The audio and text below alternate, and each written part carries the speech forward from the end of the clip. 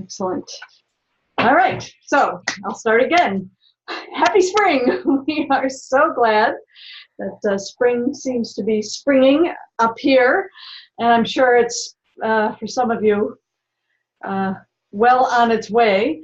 And so we kind of wanted to get us all together, tell you what the scoop is for the upcoming season, what you can expect. We'd like to hopefully engage you all again this season and start to share lessons learned with each others. And one thing I do just want to start the meeting with is to kind of acknowledge and have a moment of appreciation for our dear friend John Skelly, Dr. John Skelly, who unfortunately passed away a couple of weeks ago.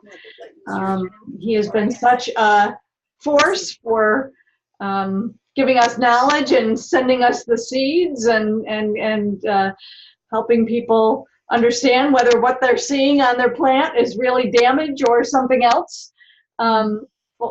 So we hope to kind of keep his legacy alive through these ozone gardens. A couple of people have joined. Welcome, Xanthi, and I'm not sure who Steam is, but I think it might be, well, I'm not sure. I'm wondering if maybe first, even before we, well, here's today's agenda. So we're going to give you an update. We're going to talk about the funding logistics, how to get some funding to carry on your activities this in the way that we did last year. We want to find out from you some of the successes and challenges that you experienced last year. We have some new members of our Tempo Garden Network we'll introduce. No, I'm right here.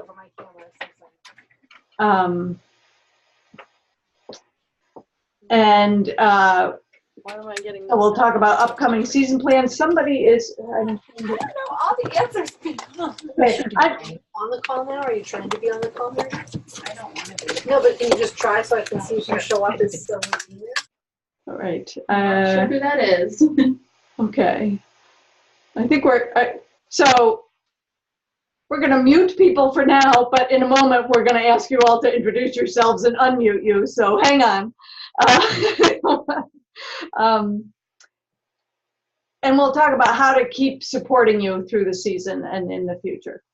I think it'd be good, actually, if we just started with a real brief introduction around the Zoom meeting here, just to say who you are, what institution you're from, and whether you're coming back for a second year, first year, and then we'll have a further discussion later on.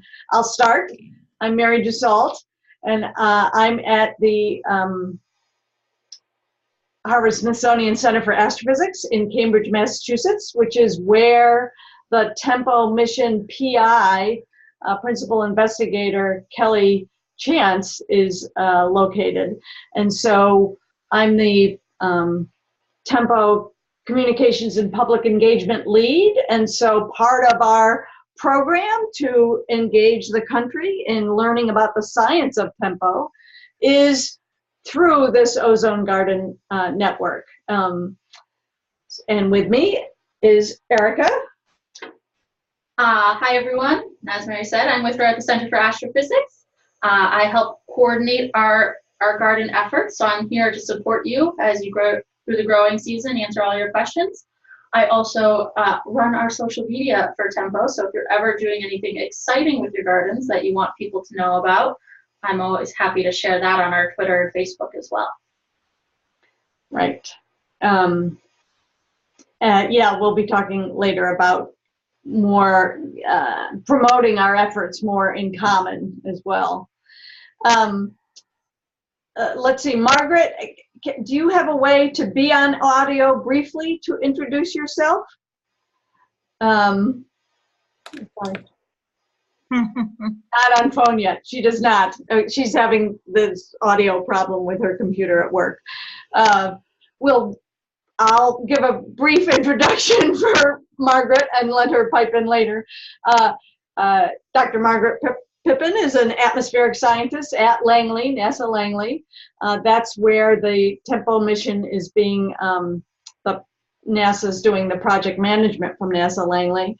Margaret in particular is one of the originators of the NASA booklet for cultivating an ozone bioindicator garden, and really has been helping marshal this effort.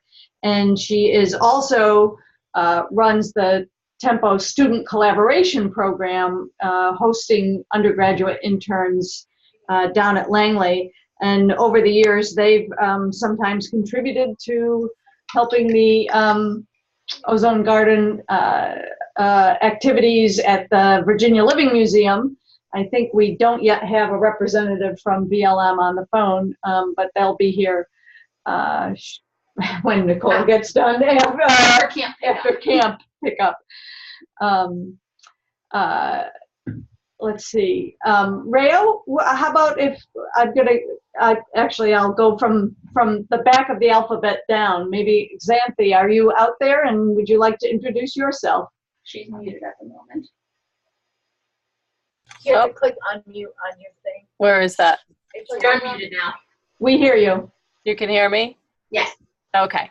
Hi, I'm Santi Gray, and I am from the Children's Museum of New Hampshire. And we were involved this year with the ozone program with our own gardens that we have right here outside the museum facility. It was very successful, and we are looking forward to another round this coming year.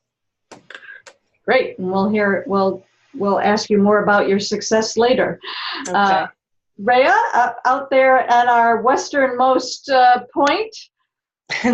But I'm central. I'm in the middle. we have to get a further west point. We're working on that. My name is Rhea Waldman. I'm at the South Dakota Discovery Center in Pierce, South Dakota, and we had an ozone garden last year, and I'm very excited to have our second season here. So, yeah. Good. Well, and let's see, I'm running through people who are the same. Brian, why don't you, yes, Brian with a Y. Okay. Yeah, I'm Brian Connolly. I'm at Framingham State University, and through the McAuliffe Center here, we ran an ozone garden last year, and we're back for a second season. Great. And Jane and Lewis, why don't you,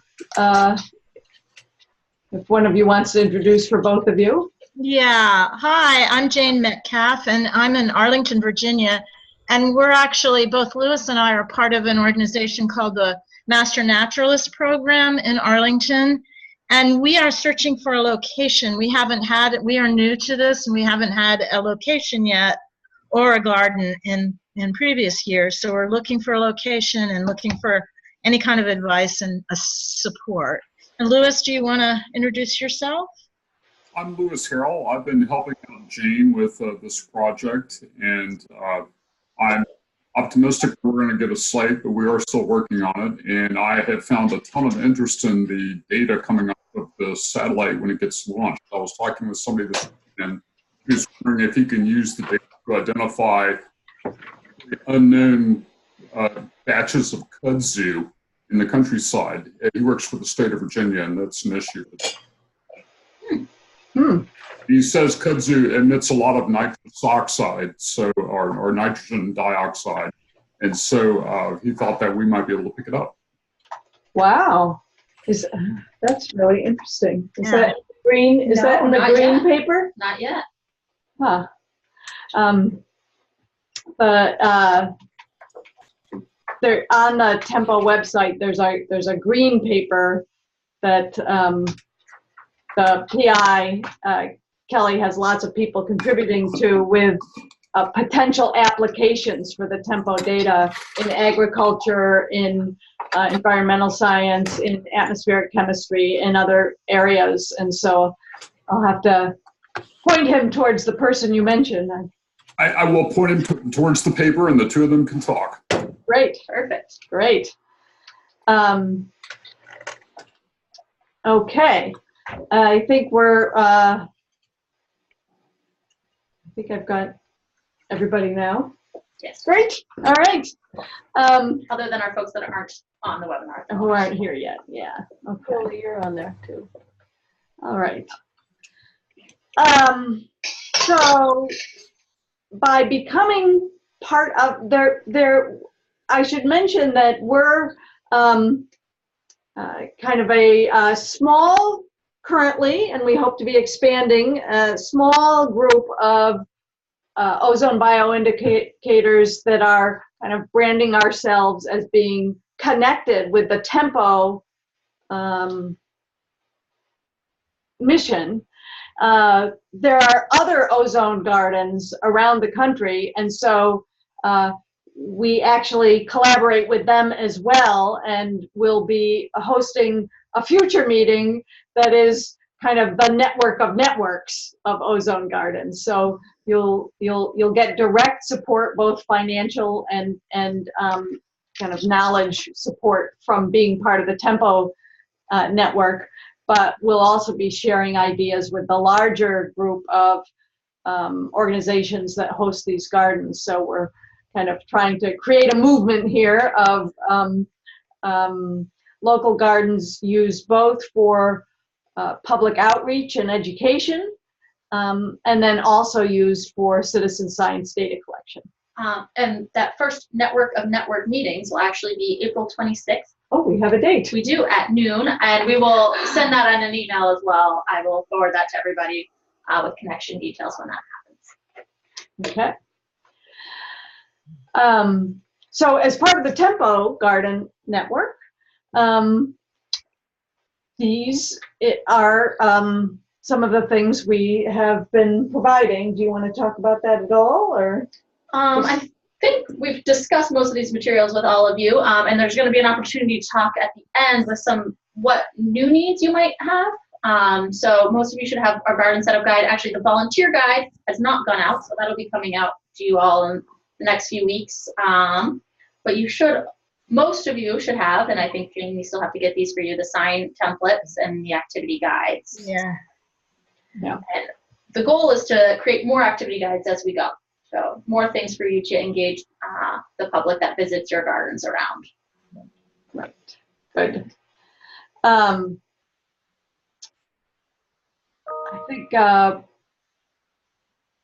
think one of the things we had started to build resources for, but haven't kind of made public for us all. We'll see if it is, and that actually a lot of John's work will help with, but we had talked at the end of last season about really wanting more resources for being able to identify different photographs of the plants indicating different levels of foliar injuries to kind of see how plants can appear through different stages of foliar injury and to get better at kind of classifying that. So we have a lot of images from all of you. We have images from John, images from the original big Ozone BioIndicator Garden Guide. And we're sort of trying to put some organization that makes them easy to kind of look through on the web and create a web resource for all of us. Before we start just kind of sharing around the virtual table here, the main thing I wanted you guys to know is that we provide, for our Tempo Ozone Gardens, we provide seed funding, if you will, to help you host a garden, conduct public outreach activities, and share information back to the network about that. and that seed funding is kind of budgeted at $2,500 for most organizations. And I will email each of you kind of the purchase order template, and especially after this conversation, what I did last year was each individual organization has some particular activities that they know their organization can add to the operation of the Ozone Garden. For example, for Brian, you talked about hosting interns, having some undergraduate interns who are doing work in it, and the Children's Museum has this garden near other garden activities, and so it's incorporated into a larger program. So being able to individualize what you'll bring to your particular version of the Tempo Ozone BioIndicator Garden is kind of what you fill in the template. And after this meeting, I'll mail those out, probably this week. And if you can turn them around, or we can iterate on what your plans are by phone or email. If you can turn them around by mid-April, that makes it easier for us to kind of get you your resources on a timely manner, given that the season is going along here. Okay, so Nicole has just joined from the camp pickup. Welcome, Nicole. Hello.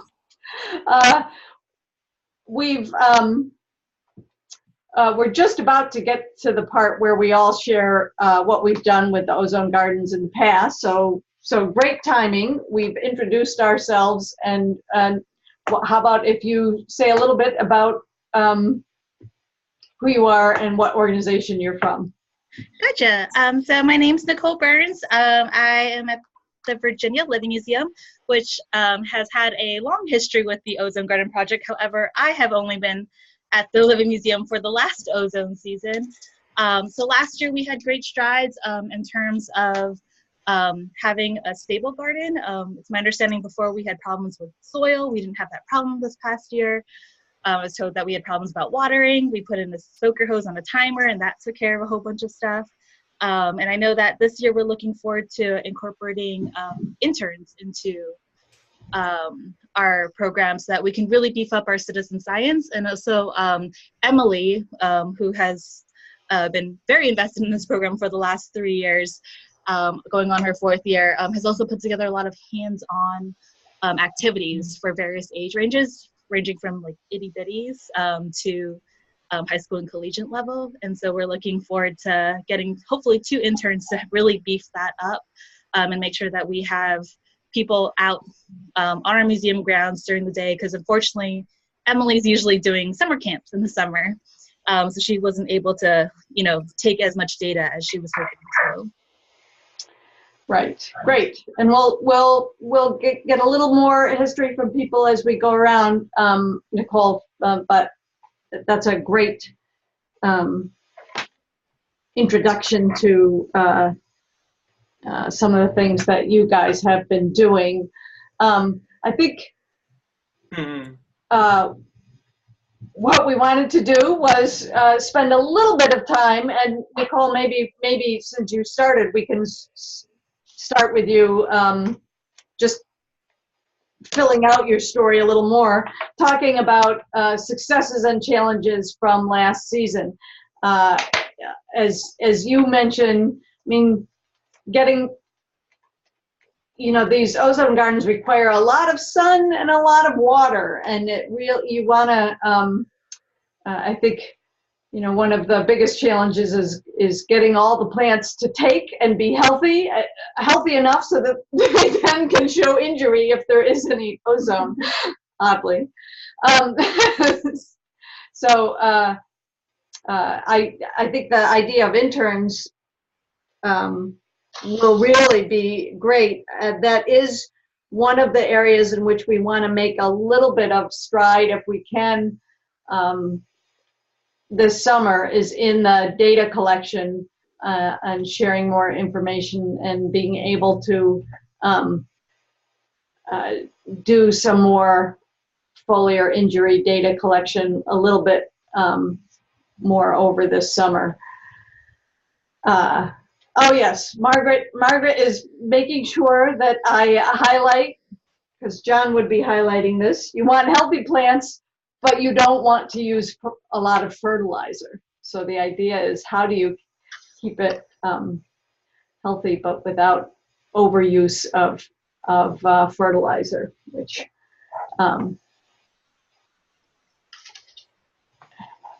anyway. Okay, thank you, Margaret. So Nicole, do you want to fill out a little more about those hands-on activities? We send around the write-ups for some of those, right? Those are part of the book. Some of them are, yes. Yeah, and maybe you did some more, or you can tell us about. Sure. And this is when I really wish that Emily was here. Yes, right. She developed them. But from what I can remember, when I talk about like itty bitties, as terms of interacting with their garden, there are things just using like little basic building blocks so they can build little block structures on how tall a plant is. There's an activity, I believe, about like counting leaves, just making very general observations, all the way up to the level of actually identifying plant injury and severity, so looking at percentages and that kind of stuff. So she also has activities that talk about soil plants, or talk about what's healthy for plants, so soil, water, all of those kind of things. And they can sort what's good and what's bad. Right. So kind of, I think of those as being foundational skills for citizen science pursuits, right? Yes. And obviously when we get to the older level, it's actually analyzing the plant data and ozone injury, being able to identify ozone injury versus bug damage, because we had a lot of that last year too, specifically on our milkweed. I'm sorry, say what kind of damage? Bug damage. Okay. Yeah. Yeah. Okay. And you'll note their image of their irrigation system on the right there. This here is the VLM's irrigation system for their, are those snap beans? I can't tell. Anyway. Yep, for the snap beans. Yep. Okay. Xanthi, do you want to talk a little bit about what's been going on in New Hampshire? Oh, she might be muted again. Oh, there you go. Okay. Sure, I'd love to. I also want to introduce Coley Har, who was very instrumental in the gardens here too, and she's on the call as well. So she may have input on a lot of the activities because she was instrumental in running a lot of the camps and programs connected to the garden with me.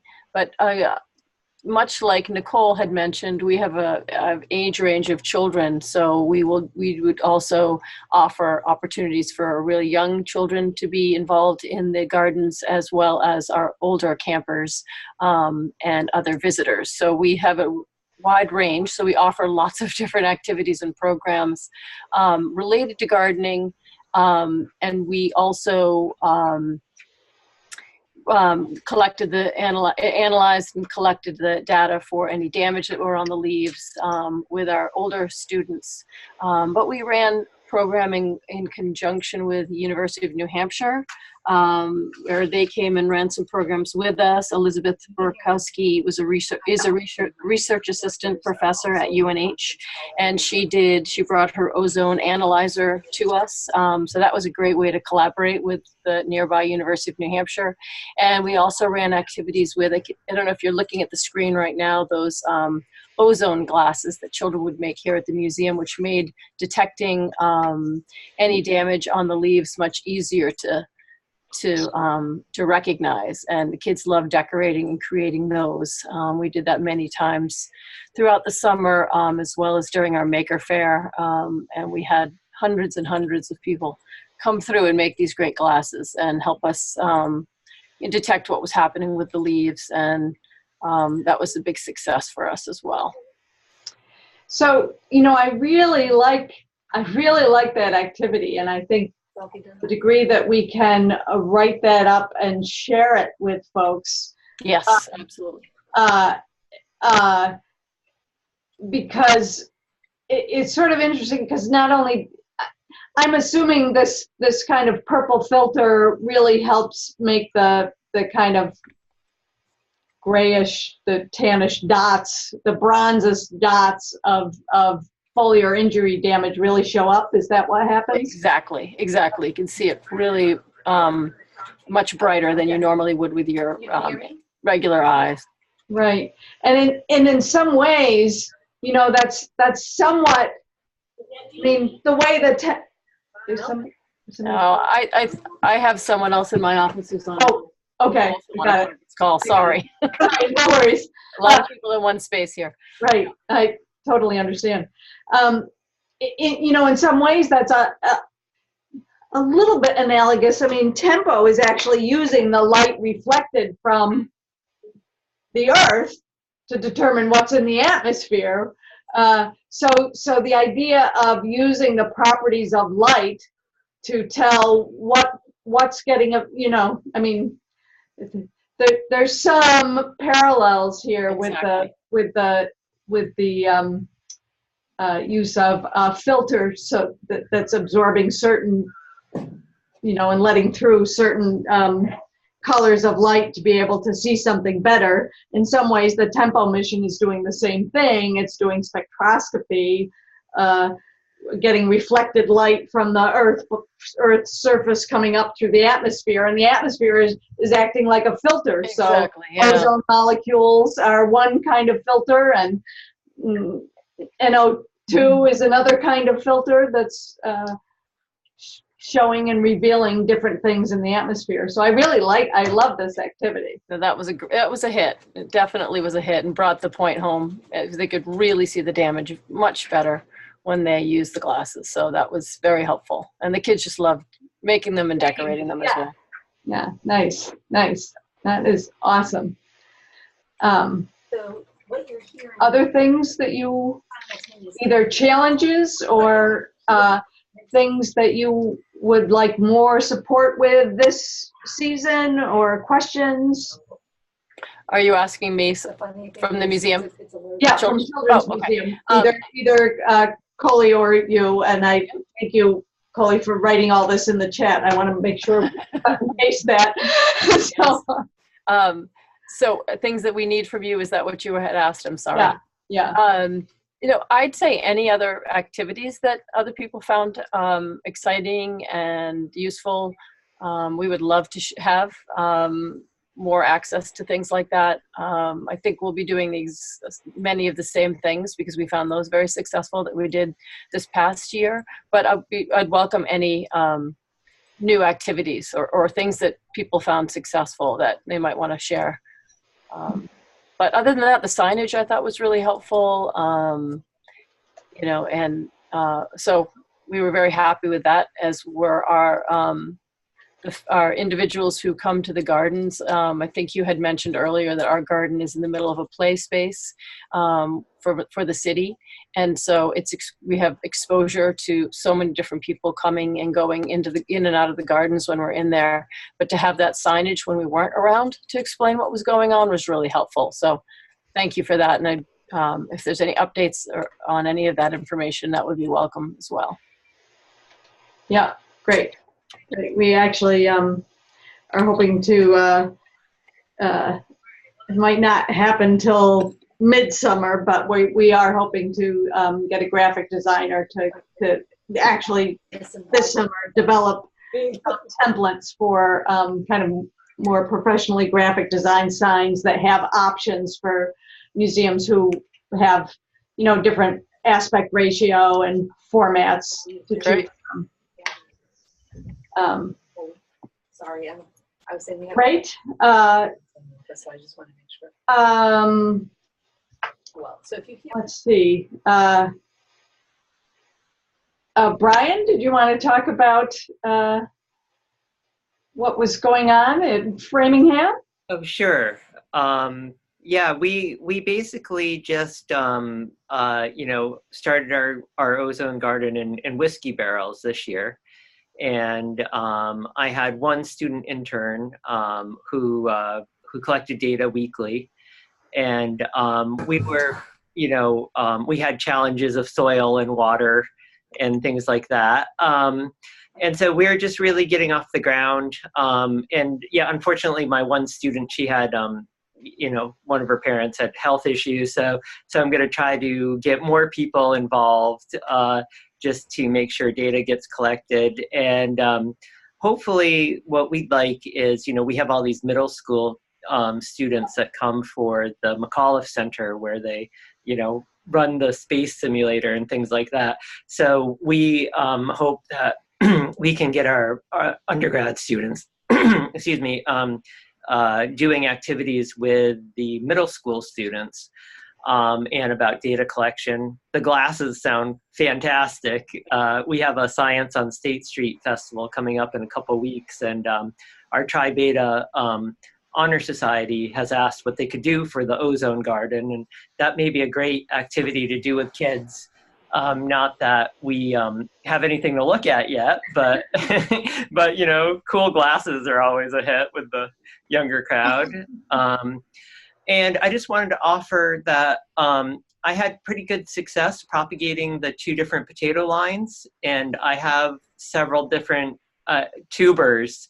You know, because I figured, you know, somebody may not hold on to them, but I have the Le Chipper and the other. I've got probably 20, 30 tubers of each or something.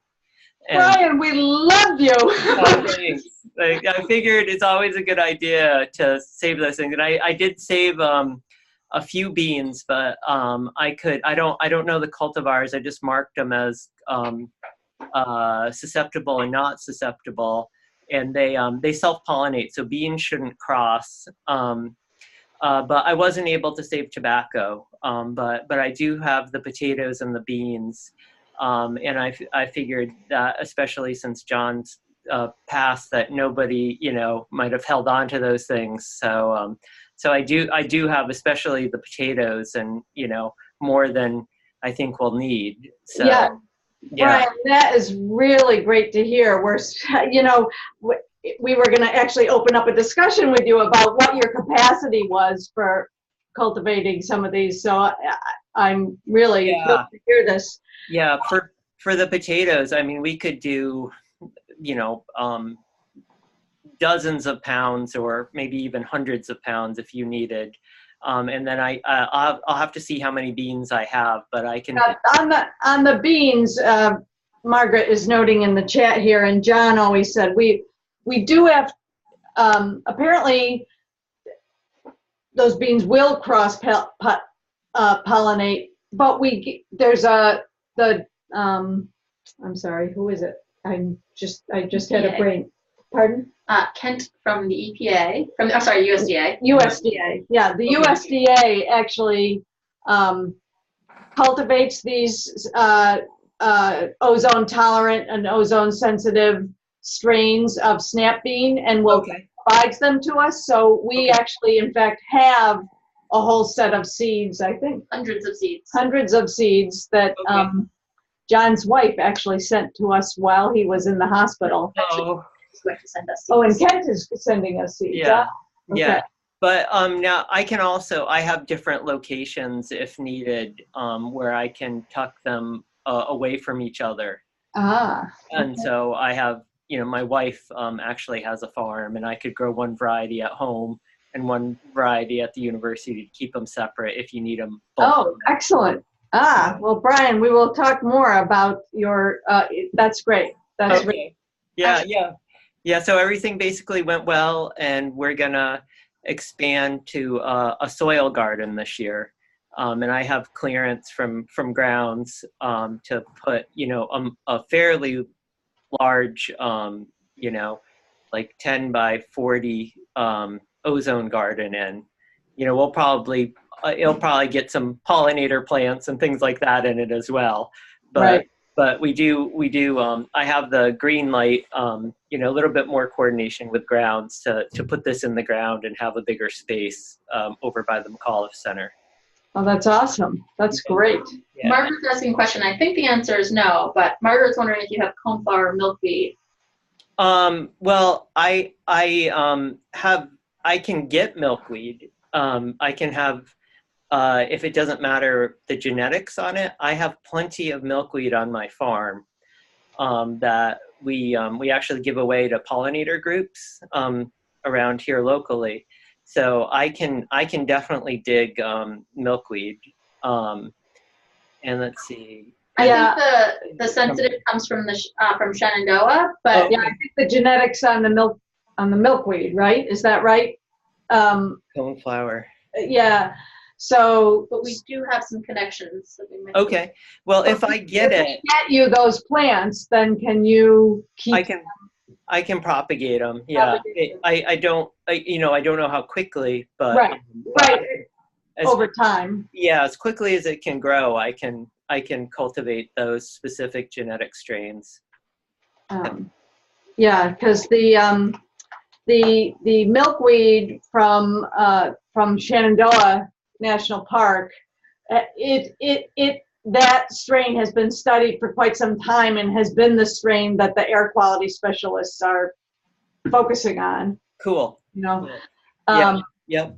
and the coneflower from the Smoky Mountains. So VLM actually, I think, was the source of coneflower. Didn't John grab some? So we had the coneflower and the milkweed. Okay. He would specifically come and get at least a couple rhizomes of the milkweed every time he came here. Right. So we definitely have that on site. Okay. Great. The other one is we do have access to tobacco again, if anybody's interested in growing it, but just the seeds. So, Brian, I wouldn't be concerned about you growing it, but I've been informed from Kent that it's very difficult to propagate. Yeah, or, if you needed me to start it up, I could send plants to people too. Right. That's just an option. It's a little, they're tiny. They're so tiny when they start, but once you get them going, they're not too bad. Right. And they get big. And they get really, really big. Yeah, it was impressive. Yeah. Okay, so Kent can provide the seeds, but then possibly we could work with you, Brian, to get them started and send people young plants to Sure. intolerant. Yeah. Okay. Great. That's all. Okay. Well, I'll maybe having a further logistics conversation with you. Okay. Offline from this. Offline. Sounds good. Yeah. Great. Okay. Rhea. Yes. Right. Thank you. I was looking down my list saying, "Hey, Rhea, Yep. tell us what happened in South Dakota." I was actually positively surprised how well everything grew. I was a little worried because we are very arid here, but we grew our plants all in our raised garden beds. It's all the picture on the left. And that worked out really well. The tobacco that we grew was huge. I don't know what happened with that one, but that was amazing, and it flowered at the end, so it was really awesome. We didn't see as much damage as or let's say not in the way that I had expected, which was interesting. So I think from our side, we want to, I'm not quite sure how to tackle things. I'm still kind of bouncing ideas around in my head. But, I do feel like, the first year is always a trial and you never know what ends up happening. So I would like to get into that more, but everyone said the tobacco plants were so sensitive and then we didn't see any damage on them whatsoever. So that was kind of an interesting thing, and so from the research perspective, I'm not sure if I would trust the data from last year just because I can't make any sense of it yet. But it worked out really well. We included the garden, so we had one of our volunteers and summer staff kind of take care and then take over. So that was fantastic because they really enjoyed doing the project and went out and were really good at taking notes and making, the tiniest comments on everything. So that was pretty amazing. I was really positively surprised by them. They were both high school kids and they did a fantastic job.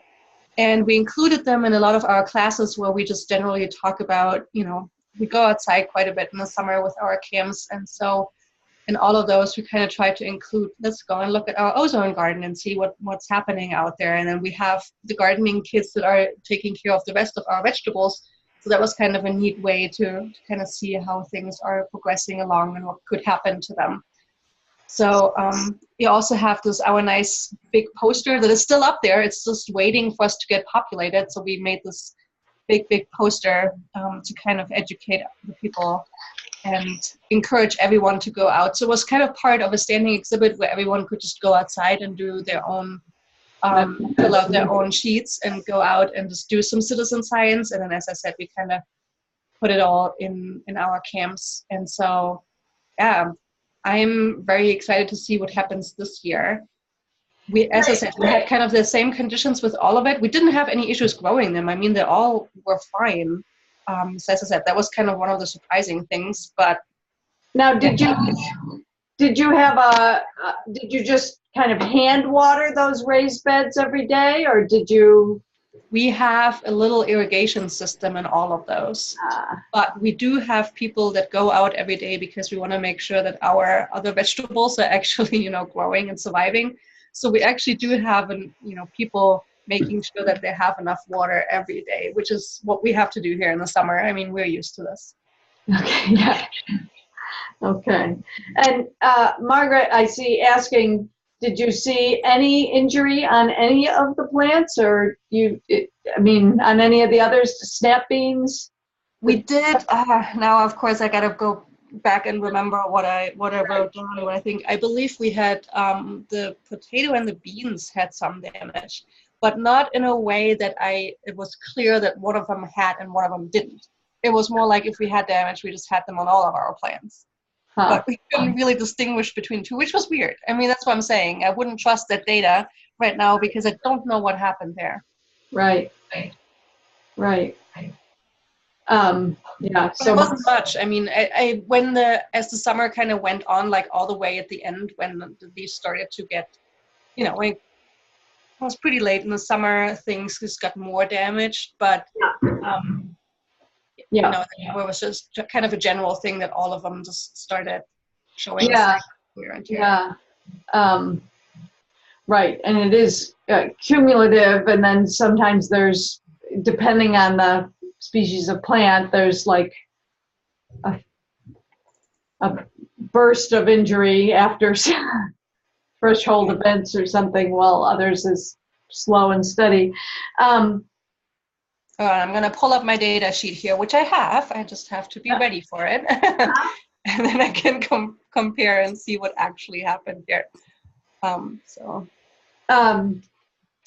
Margaret, I know you're only kind of replying by text here in the chat box, but Margaret has a school, Our Lady of Mount Carmel, that hosts an ozone garden as well, and they had put some cotton in their garden, and whatever kind of cotton they had was an amazing bioindicator, classic symptoms on the leaves of the cotton plant. And so I think we're hoping to get some of those seeds too as a possible addition, and certainly to tell the story of the impact of ozone on agriculture. That would be awesome. So I just pulled my data up and I was totally wrong. So our snap bean was the one that showed damage, and actually only the sensitive one. And that one was throughout the summer, some of them more, some of them less. But I think we are also kind of in a half shade, half sun spot. So that could just be where they're planted. So snap bean sensitive showed ozone damage quite a bit. And then all the way at the end in September, one of the sensitive potato ones showed damage, but like mid-September. Yeah. For one time, and that was it. So it kind of, so actually we did have some good data, I guess, but it's still, snap beans seem to be the only one that's sensitive enough to show anything here. Yeah. Yeah. Okay, that's good. I'm noting, I guess, Colley's comments in the box here about Liz presenting on most of the visitors thought the air quality in New Hampshire was generally pretty good. And Elizabeth's presentation helped them understand how activities in other places can impact our air quality. So this idea of transport of pollution from one place to another, and it got people thinking bigger and more globally. So that was a big takeaway for people. So that's great. Big takeaway for tempo. Yeah, an activity that incorporates that concept could be effective with kids, maybe using bubbles to demonstrate how things move through the air and can be carried from place to place for the early kids. I like, that's a nice, yeah.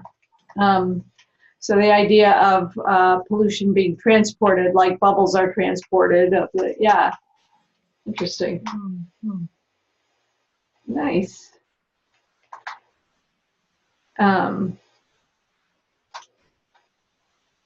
Excellent. Well, as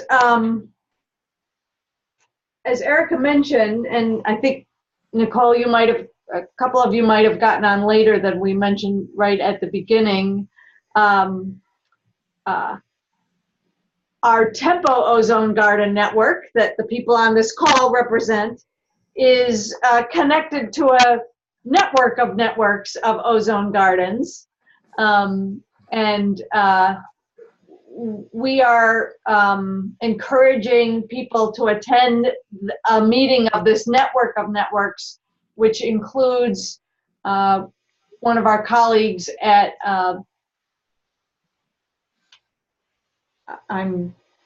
UCAR, University Atmospheric Research, University of Colorado. At an atmospheric research center in Colorado. What does UCAR stand for? She's actually at National Center for Atmospheric. She's at National Center for Atmospheric Research. She's at NCAR. Yes. Danica, who on April 26th was going to talk a little bit about her interest in the data that comes from all these networks of ozone gardens. And we've been using her protocol for collecting that ozone injury data. And so we can talk more about that and learn more about that in this April 26th session, which we also will be recording if by chance you're unable to attend. So you want to talk about our upcoming season plans? Yeah, so we've already, I think you've kind of hit on most of them already, but as a reminder, we're hoping to get some graphic design done for new signs, some updated signs at some point during the summer season. If there's at any point things that you think would be valuable for signs at your center, please email me. We want to, make these signs as useful for all of our gardens as possible while connecting them to the Tempo mission. You just talked about the engagement in the larger bioindicator gardens, so we'll skip that one, except for that we are going to try and make those monthly meetings as an opportunity, kind of learning continually throughout the summer about ozone gardens, different aspects of that, opportunities to share knowledge and growth from each of the centers. We're going to be making some updates to the Tempo website, including adding some more information about the gardens and hopefully some highlights from some of your gardens to the website as well. So those pictures are really helpful. Exactly. And I may ask for, a paragraph quote about how you're engaging your audience so that we can add to our website. And you'll be up on our Tempo website. And then we talked about the plants. So specifically though, for anybody that's going to need new plants this year, if you could email me, I'll send out an email actually, but follow up with me about what plants you're hoping to grow this year, what you need new. Like we just said, we definitely have snap beans. And apparently we have potatoes. Yep. And if anybody's really interested in tobacco, we can hopefully make that happen as well. And we'll be working on milkweed and coneflower with our connections in Shenandoah and Smoky Mountains. So if anybody doesn't have those but wants them, let me know as well, and we'll see what we can do about that. Can I ask you a quick question about the website, or better, the hands on the land data inputting website? Yep. I think I mentioned in our report that we had a couple of that we wanted to use them, but it wasn't really quite useful for us since we were tracking the individual plans and that wasn't an option. Are there any? Is that something that will change? Are there some other plans how we can import the data to a database that is accessible? Or can you remind me, what do you mean you were checking individual plants? Well, we were tracking the individual plants where we have them, right? Because one of them could have damage, but the other one doesn't. And we have multiple of the same one, and that's not an option on the website that you can say this is a different plant. And so you just input the general damage, but you lose the data, or we lose the data for this is the one plant that we have been tracking all summer, and this is how it changed. Okay, so Danica's gonna go over her protocols. Okay. On how the data can be most useful at that April 26th. Okay, perfect. And I'll make sure to talk with her in advance, and kind of look at the interface again with that in mind. Because she had potentially worked with the Hands on the Land folks to make a specific database for this project. Yeah, I think there's just a cross communication here, and I'll talk to Danica before that with your feedback in mind, so that way when we talk about how we'll input the data, be prepared to kind of have that conversation and be as helpful for you guys, because she wants the data. Thank you. Yeah. Great, thanks, Rhea. Well, good. Yeah, so let me Nicole, since I just want to ask, and maybe we can follow up also offline from this group conversation, but since John was collecting rhizomes from the milkweed at VLM, do you have the capability of potentially having someone do some of that for us, or? Yeah, we should be able to. So where John used to dig is actually where the last location of the ozone garden was on our property. And so every year it tends to come up pretty healthy. Right, okay. So maybe maybe as we're iterating on the agreement for your effort there at VLM, maybe I'll schedule a follow-up call to talk about how we might go about managing that efficiently for you. Yeah, no, absolutely. I know that John was pretty good about getting the milkweed. I'm pretty sure we have the right coneflower just because he would always point it out. But I'm not so sure about propagating those and like transplanting. I think we tried to transplant one last year, and I think it kind of survived till the end of the summer, but it wasn't the prettiest thing. So if you have more information on that. And we might actually be able to pull from our coneflower this year if it comes back well, because it was pretty big by the end of the season. So that might be less of a challenge if it's not growing quite as flourishing as we were hoping. Gotcha. Well, we have a horticulturist on site too, so he could probably advise how to share that best. And Brian, did you say you had any of the coneflower? No. It's not big enough yet. Not big enough yet. Yeah, right. It takes a few years. I mean, that's the reason BLM was because you've been in it for so long. So, yeah, great. Okay, well, this is great. It's nice to see you again. We're excited for the spring. I think next steps are Erica's going to email you to respond to her with information about what plants you want to grow so that we can get what we have to you. I'm going to follow up with some offline conversations, probably with Nicole and Brian around helping this effort. And we have an April 26th big Ozone Garden Network meeting planned. And I'll also be sending out the purchase order templates for you guys to write in your individual plans for your ozone garden so that we can get you some seed funding for your plants. All right. Any questions people have? Yeah, Mary, this is Jane. Can you guys hear me? Yep. Okay, I had since we are just getting started, we don't have a location yet. I had a bunch of questions about how this all gets started that I know it's 4 o'clock and we're all ready to leave. So if you have any suggestions, maybe I can write those down and send them to you and we can do some kind of email question and answer. Because this conversation brought up a lot of questions for me that would be helpful as we get started. So if you have thoughts on that. Yeah, we're happy to iterate with you directly because Okay. we're just starting this effort. So if you want to, write an email with some questions and then we can either see if we can answer them or if it's easier, we'll just schedule another meeting like this with you and Lewis. That would be great. That would be great. Yeah, because, yeah. Okay. A lot of questions. Yep. Understood. Mm-hmm. Okay. Well, thank you all. Any Thank other you. questions? I want to give some.